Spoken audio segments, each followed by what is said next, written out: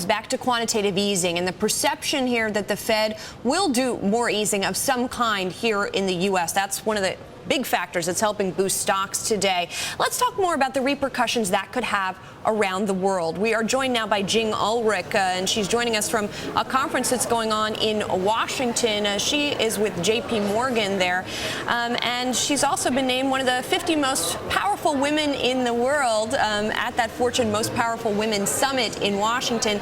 Jing, thank you for joining us, and I want to talk about the quantitative. Thank you. I want to talk about the quantitative easing that we've talked about here in the U.S.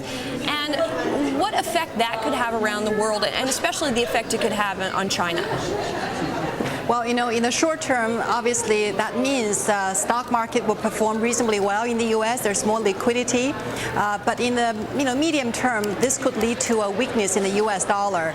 And that will, of course, mean that commodity prices, which are set in U.S. dollar terms, will be stronger. So that's why you're seeing gold being very strong today, copper also being very strong.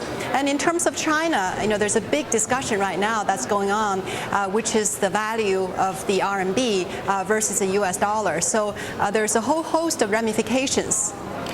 And let's talk about those currency ramifications. We were talking earlier with our Dominic Chu and Adam Johnson about this whole battle that's been going on really around the globe, not just China and the U.S., but Japan, of course, trying for intervention as well. What's your read on the latest sort of political posturing here in the U.S. over the level of the Yuan in China? Well, it is a very sensitive issue right now between China and the U.S. As the U.S. midterm election is coming up, the U.S. unemployment rate remains very high. China, of course, has held the RMB reasonably steady against the U.S. dollar for the past 18 months. So there's a lot of complaints from the U.S. side that China has not let the currency appreciate enough. However, we've noticed that in the recent 2 months, the RMB actually did indeed appreciate 2%. So I think going forward, we continue to expect the RMB to appreciate, but don't expect anything too drastic. It's going to be a very gradual and steady move. And what about, we just heard Jack Welch talking about sort of the relations between U.S. and China, both dealing with currency. And he also talked about the environment for U.S. businesses in China. He said really to get in there, you have to come up with something new that the Chinese population is going to want. Is that your read on the situation as well? Well, the Chinese market is highly competitive. Virtually every single Fortune 500 company is already operating in China. And the Chinese consumers are very discerning. So, of course, you need to come up with new technologies and new products to cater to a very sophisticated consumer class in China. But I would say, in general, the business environment for U.S. companies in China remains very, very conducive to future growth.